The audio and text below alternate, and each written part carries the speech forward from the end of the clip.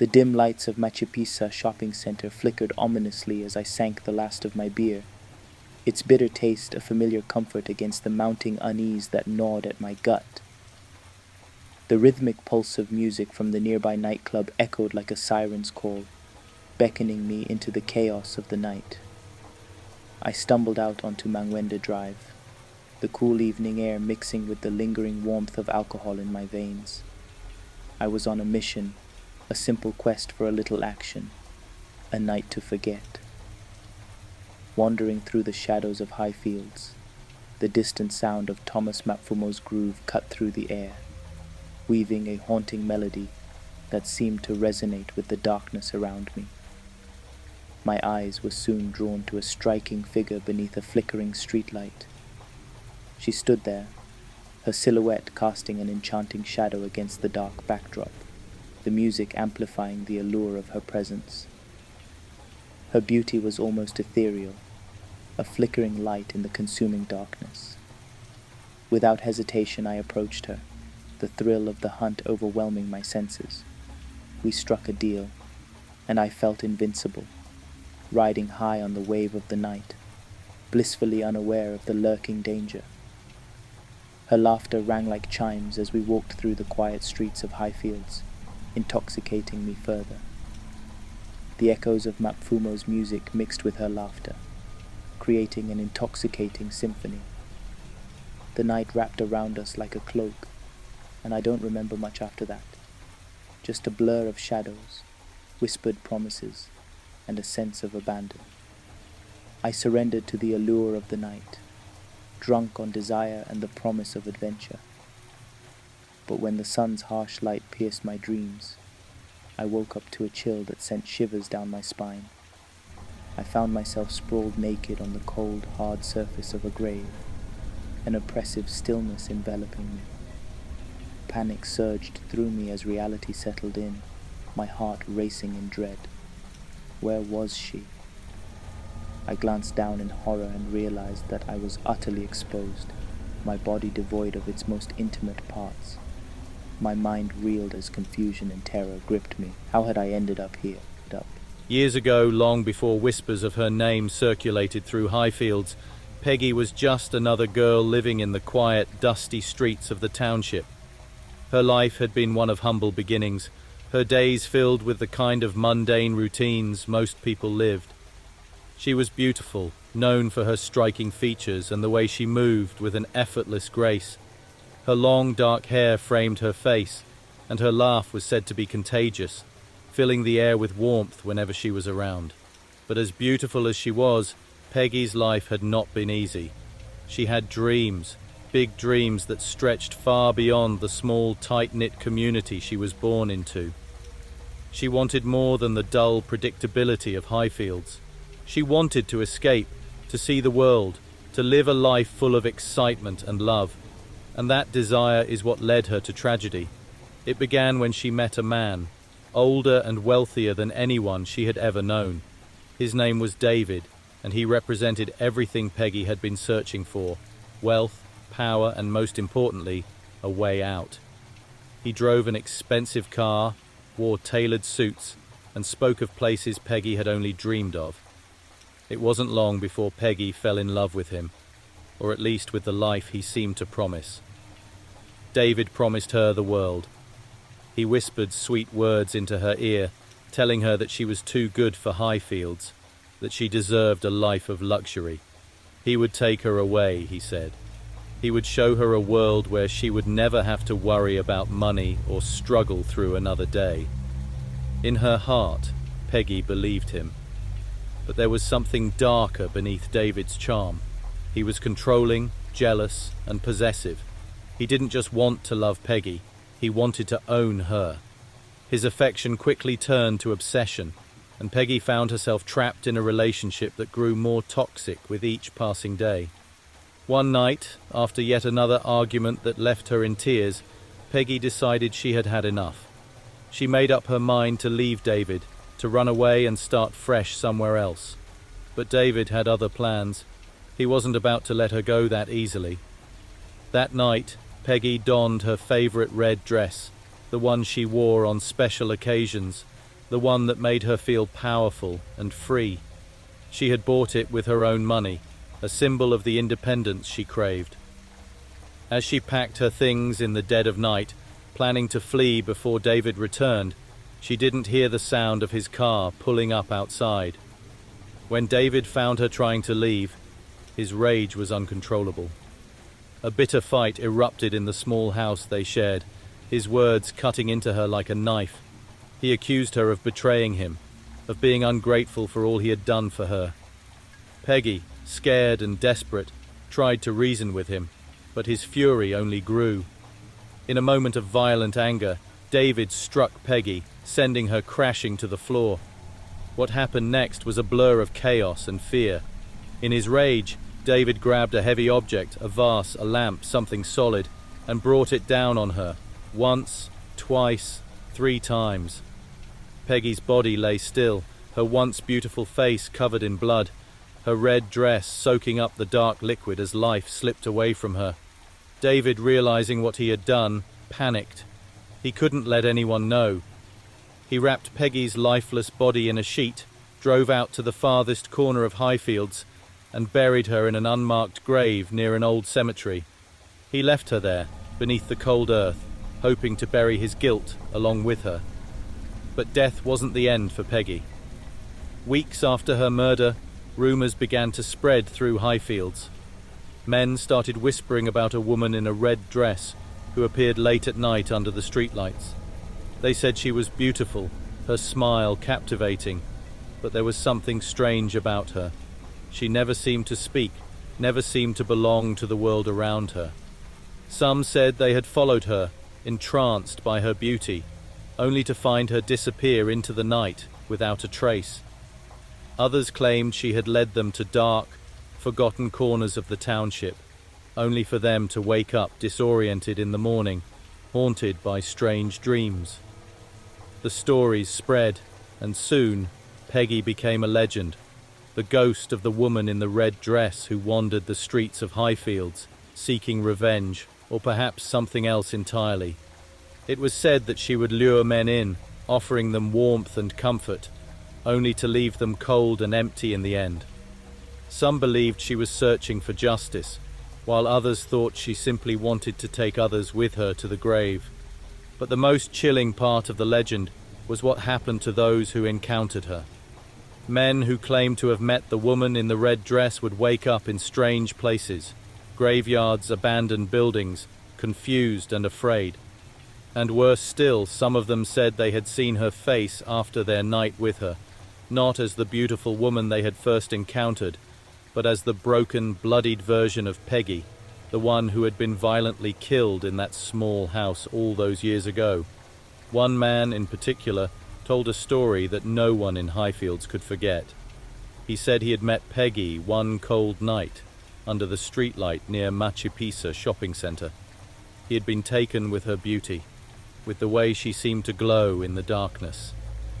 They spent the night together, but the next morning, when he went to find her again, he was greeted by an old woman who told him Peggy had been dead for years.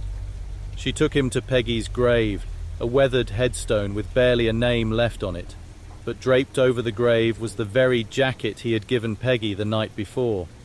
From that moment on, the man was never the same. He said Peggy visited him in his dreams, calling him back to her. And no matter where he went, no matter how hard he tried to forget, he could still hear her whispering his name in the dead of night. The legend of the woman in the red dress continues to this day. Some say that if you walk the streets of Highfields late enough, you might see her, standing beneath a streetlight, her red dress glowing in the dark, waiting for her next victim. And if you're unlucky enough to meet her, be careful, because once you've danced with Peggy, you'll never truly escape. My name is Tawanda. By 1985, when I met her, I had been a taxi driver for over a decade. I had seen it all, or so I thought. On this particular night, I picked up a couple of fares, mostly young people celebrating birthdays or the weekend. But as the clock ticked on, the crowd began to thin, and I found myself cruising along Beatrice Road. That's when I spotted her, an alluring figure in a striking red dress, standing beneath a flickering streetlight. She caught my eye immediately. I pulled over, my curiosity piqued. Need a ride? I asked, noticing her confident demeanor and the way she scanned the street like a seasoned pro. Absolutely, she replied, a smile spreading across her face. Take me to the cemetery. I raised an eyebrow, surprised. The cemetery? At this hour? It wasn't the most common request, but there was something about her that intrigued me. Yes, please, she said, her tone light yet mysterious. I promise it's not what you think. I shrugged and agreed, navigating through the empty streets. As we drove, she made small talk, her voice smooth like honey, and I found myself captivated by her charm. I couldn't help but ask, "What brings you to the cemetery tonight?" She laughed lightly. "Just looking for some peace and quiet. Sometimes it's nice to be around the stillness."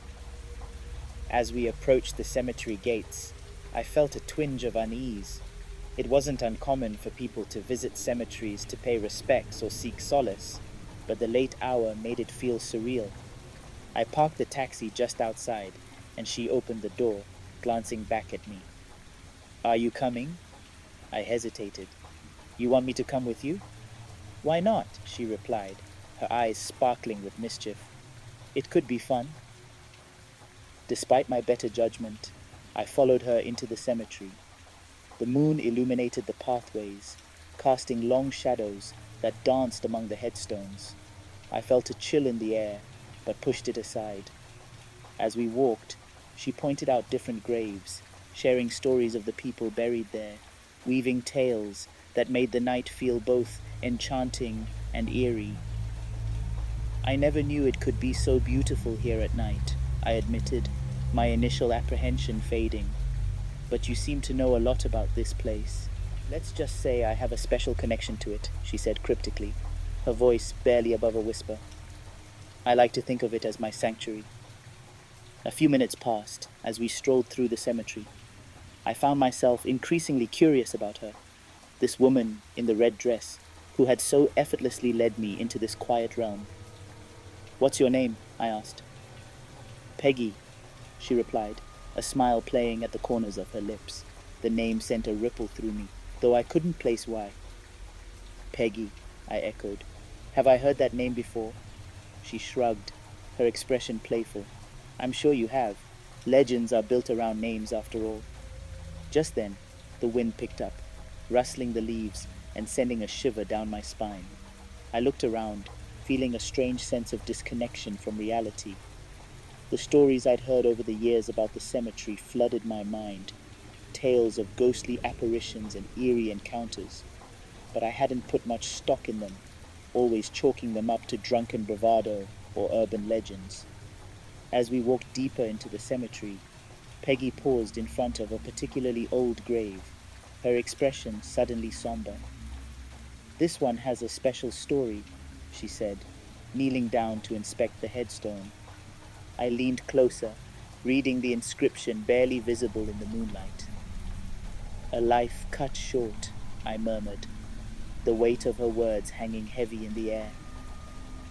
"Yes," she replied, her voice soft. "There's a lot of history here, a lot of unresolved stories."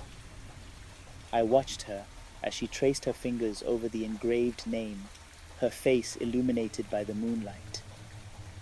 There was a depth to her that I couldn't quite understand, an energy that seemed to pulse in the air. After a few moments, she stood up, a wistful smile crossing her face. "Thank you for coming with me. Not many would." "Of course," I said, still caught up in the moment. "But I have to admit, I didn't expect to end up here tonight." She chuckled, the sound light and melodious. "Life is full of surprises, Tawanda. Sometimes you have to embrace the unexpected." As we walked back toward the taxi, I felt a strange sense of connection with her. I had always viewed my job as a simple means to an end, but this encounter felt different, almost transformative. When we reached the car, she slid into the back seat, and I turned to her, intrigued. So, where to now? Back to the main road, she said, and thank you for indulging my little adventure. As I drove, the conversation flowed effortlessly. She shared stories about life, love, and loss, each one more captivating than the last. I realized I was completely enthralled by her presence, lost in her words, and momentarily forgetting the world outside the taxi. As we neared the main road, she leaned forward, her voice low and serious. I have to warn you, though. Be careful who you trust out here at night. Her words hung in the air, a cryptic caution that sent a chill down my spine. What do you mean? I asked, suddenly uneasy. There are tales of men who go missing after a night with a girl like me, she said, her eyes glinting with mischief. They say they wake up in the cemetery, confused and alone. I chuckled nervously, dismissing her words. I've heard those stories too, but I never believed them. She smiled knowingly, but there was something in her gaze that made me question everything. Just remember, not everything is as it seems. As I pulled over near the main road, I turned to her, still lost in thought. So, Peggy, what's next for you? But she was gone. The back seat was empty, and the door had swung shut silently. I blinked, staring at the space where she had just been. My heart raced as I realized she had vanished without a trace. The night air felt heavy as I sat there, alone with my thoughts. Had she been real? Or had I just experienced a ghostly encounter? The tales I had dismissed now loomed large in my mind. With a mix of confusion and awe, I drove away from the cemetery, Peggy's name echoing in my thoughts. A reminder that sometimes the unexpected could lead you down a path of mystery and intrigue.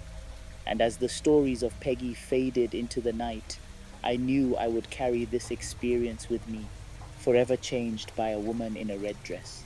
It was a sweltering, sticky night, and the beer had gone down easier than usual. I could still feel the haze wrapping around my mind as I stumbled out of the nightclub at Machu Picchu shopping center, laughter and loud music fading into the night behind me. The world tilted slightly, but I welcomed the buzz. It numbed everything, my frustrations, the arguments with my wife, the weight of my crumbling life. I wandered down Manguende Drive, eyes scanning the shadows for something, anything to keep the night going. The usual suspects were out, groups of drunk men, some stragglers, women selling everything from snacks to themselves. I wasn't exactly sure what I was looking for until I saw her. She stood just under a dim streetlight, the flickering bulb casting eerie shadows on her face. She was stunning. Long dark hair that seemed to flow like liquid down her back, lips painted a deep red, and eyes that glittered even in the half-light. She didn't look like the others. No, there was something about her, something magnetic that pulled me toward her. "Looking for company?"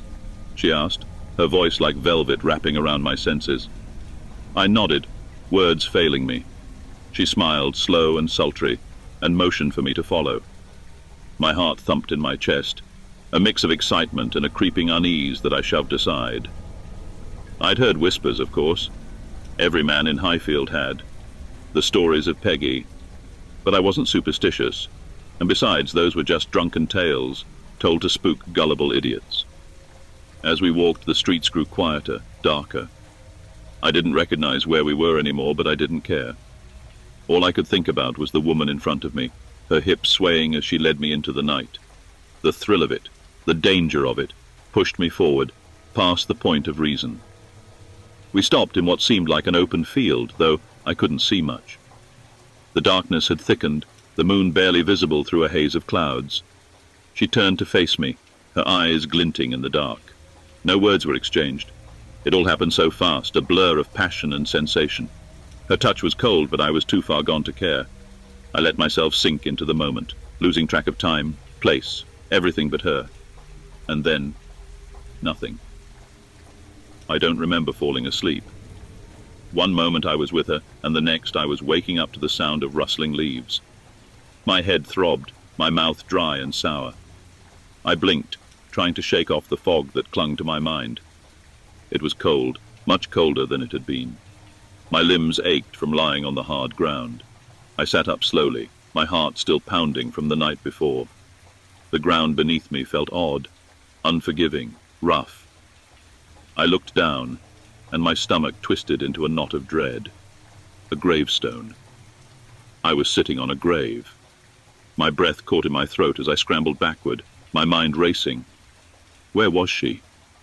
Where the hell had she gone? The fog in my head cleared just enough for me to realize where I was.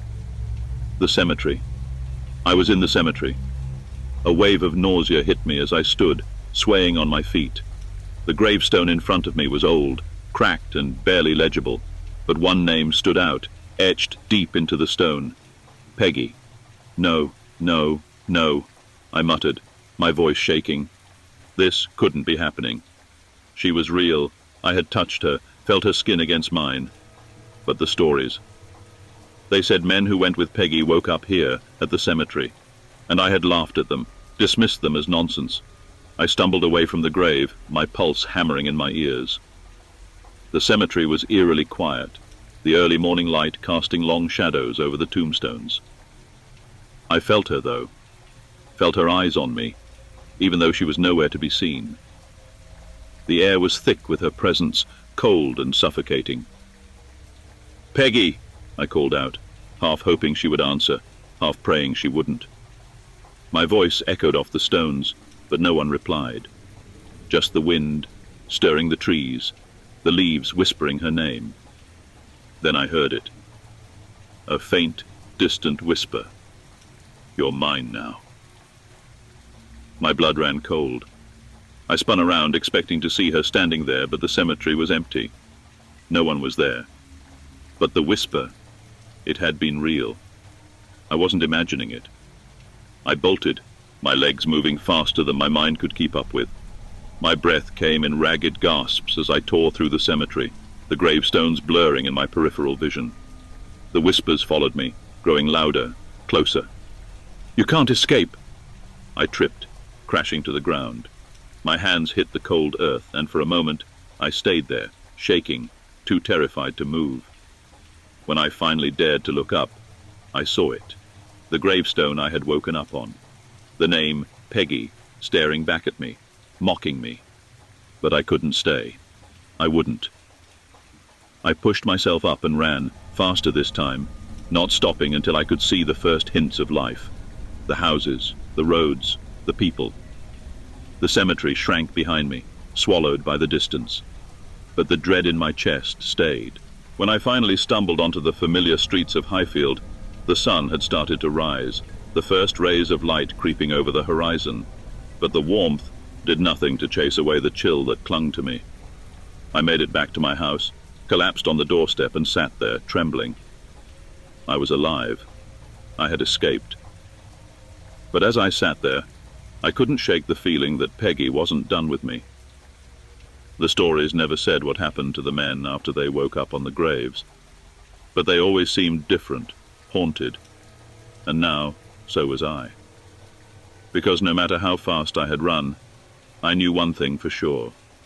Peggy would be back, and next time I might not be able to escape. The night had blurred into a haze of alcohol and cigarette smoke, and I welcomed it. The bar at Machu Picchu shopping center was packed, the noise of clinking bottles and loud conversations drowning out everything I wanted to forget. I downed another beer, my third, or maybe fourth, I'd lost count, and let the buzz numb my mind. Anything to keep away the thoughts of home, my wife's sharp words, the endless arguments. Tonight, I wanted to escape. That's when I saw her. She appeared out of nowhere, standing just a few feet away from the bar counter, a strange, almost ethereal beauty about her. Her black hair spilled down her back, glossy under the dim lights. Her red dress clung to her like it was part of her skin, and her eyes, God, her eyes, seemed to shine with a light that wasn't from this world. I couldn't look away. She caught me staring and smiled. It was a smile that could make a man forget every mistake he'd ever made. "Mind if I join you?" she asked, her voice soft, but somehow cutting through the noise of the bar. I was already nodding before I could even think. My mouth was dry. I cleared my throat, trying to sound like I still had some control left in me. "Sure. What's your name?" She slid onto the bar stool next to me, her movements fluid, almost too smooth. "Peggy," she said, that smile still playing on her lips. My stomach twisted when I heard the name. Peggy. I'd heard it before, in stories whispered late at night, usually over too many beers. Stories of men who met a woman named Peggy and never quite came back the same. But those were just tales. Urban legends meant to scare fools like me. This Peggy? No way. She was real, tangible, sitting right next to me. There was no mistaking that. I laughed it off, pushing the name out of my mind. "Well, Peggy," I said, grinning through the unease building in my gut. "How about another drink?" We drank together, though she barely touched her glass. I didn't care. I couldn't take my eyes off her. There was something about the way she moved, how she spoke, how she looked at me like she knew everything about me. It should have scared me, but instead, it pulled me in deeper. As the bar began to thin out and the night wore on, she leaned in close, her breath cool against my neck. "Let's go somewhere quieter," she whispered. My pulse quickened, excitement and something darker, something that felt a lot like fear, flooding my veins. I followed her without hesitation. Outside the air was cool, and the streets had gone quiet. We walked away from the bar, deeper into the neighborhood, but not in any direction I recognized. I didn't question it at first. I was too caught up in her. The way she moved, like she was gliding across the pavement. It felt like I was in a dream, like I wasn't fully in control anymore. But the farther we walked, the quieter it got.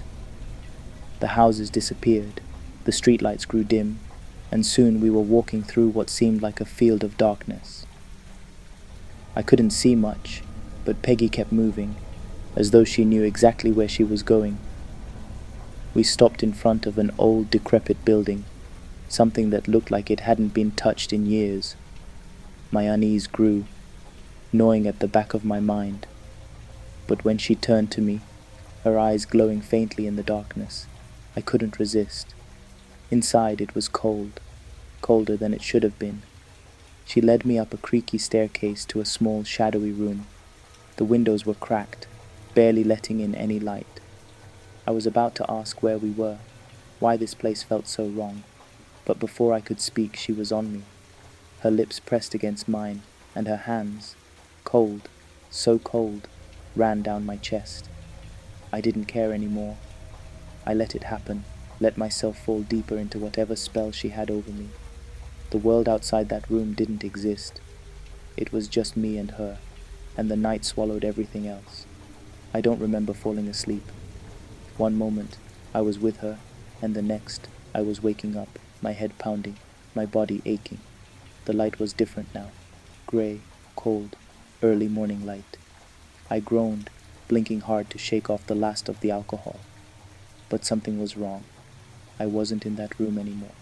I was outside, lying on the ground. I sat up too quickly, and my stomach twisted with nausea. My hands pressed into the cold earth beneath me, and I looked around, trying to make sense of where I was. Then I saw it, the gravestones, rows and rows of them stretching out in every direction.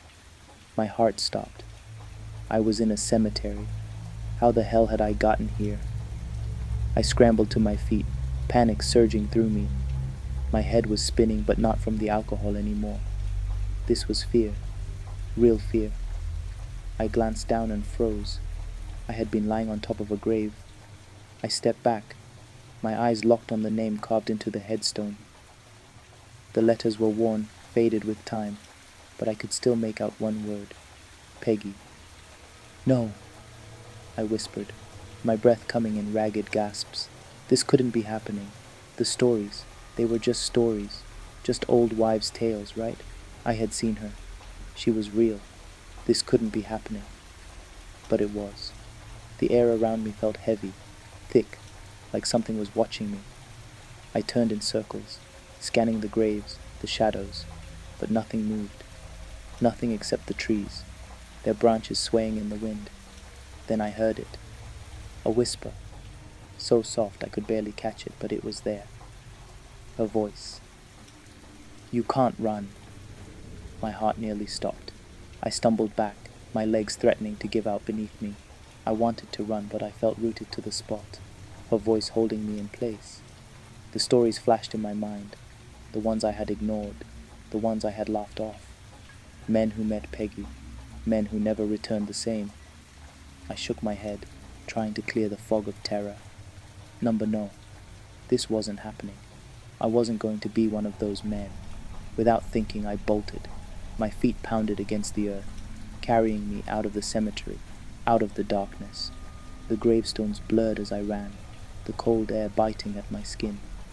Her voice followed me, that whisper growing fainter but never disappearing. "You can't run forever." I burst through the cemetery gates, the first light of dawn breaking over the horizon. I kept running, not stopping until I was back on familiar streets, the sound of the waking city reaching my ears. But even as I slowed to a stop, gasping for breath, I knew I hadn't really escaped. Her voice was still with me, and I knew deep down that she wasn't done. I stumbled home just as the sun was crawling over the horizon, the pale morning light casting long shadows across the quiet streets of Highfield. My heart was still racing, but the adrenaline was wearing off, leaving me weak, trembling. I stopped outside my house, doubling over, hands on my knees, trying to catch my breath. For a moment I thought about not going inside.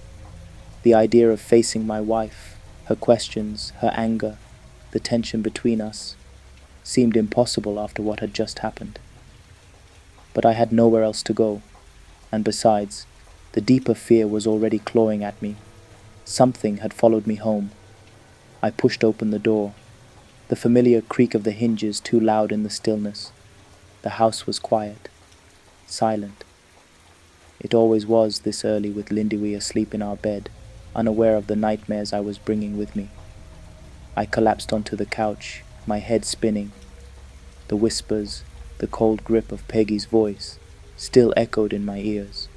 No matter how much I tried to shake it off, it clung to me, like a presence lingering just out of sight. My body ached, my mind heavy with exhaustion, but sleep wouldn't come. Every time I closed my eyes, I saw her face, those haunting eyes, that smile that had turned from sultry to sinister. I don't know how long I sat there before I heard Lindiwe stir. The sound of her shuffling footsteps made me stiffen. What was I going to tell her? How could I explain any of this? She appeared in the doorway, her hair disheveled, eyes groggy with sleep. "Washi, you're home." Her voice was soft but edged with suspicion. I didn't come home often after nights like these. She usually woke up alone, angry, waiting for explanations that never satisfied. I nodded, avoiding her gaze, staring at my hands instead. They were shaking. "Where were you?" she asked, her voice tight with the same tension that had been sitting between us for months now.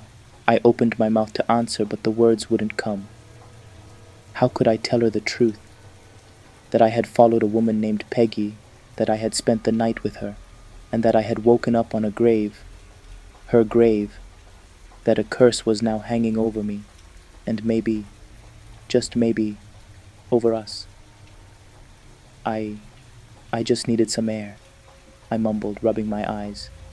Had a few drinks and ended up walking around. Lost track of time. Her eyes narrowed, but she said nothing. She didn't believe me, but we both knew that was normal by now. Without a word, she turned and disappeared into the kitchen. I let out a shaky breath, leaning my head back against the couch. But the silence didn't last long. It started with a faint noise, a creaking sound, like old wood groaning under pressure. I sat up, frowning. It was coming from down the hallway, near our bedroom. I called out, "Lindiwe, did you hear that?" No response. I got up slowly, feeling a knot of dread forming in my stomach. I walked toward the hallway, my footsteps echoing louder than they should in the still house. The closer I got to the bedroom, the colder the air seemed to become. And then, just as I reached the doorway, I heard it, a whisper. "You can't run!"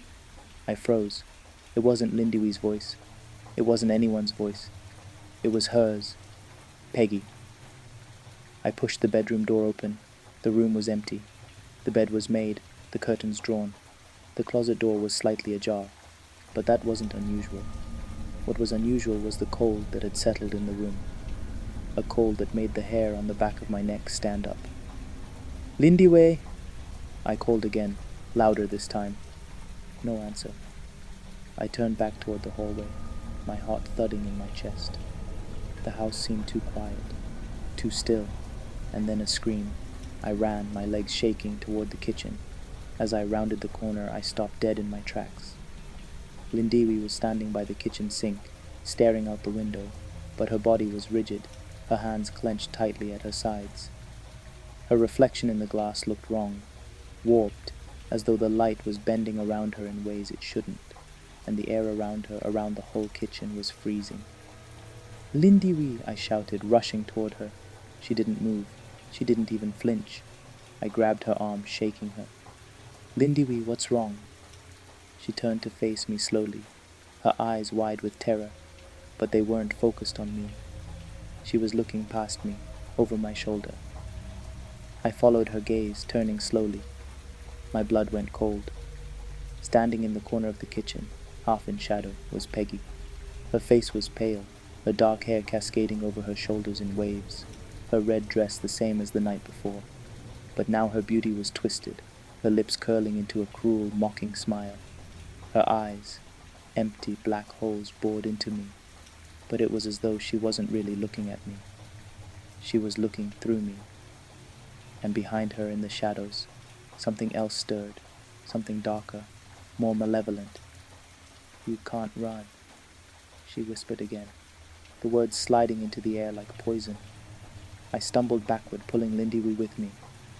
My mind was racing, trying to process what I was seeing, what was happening.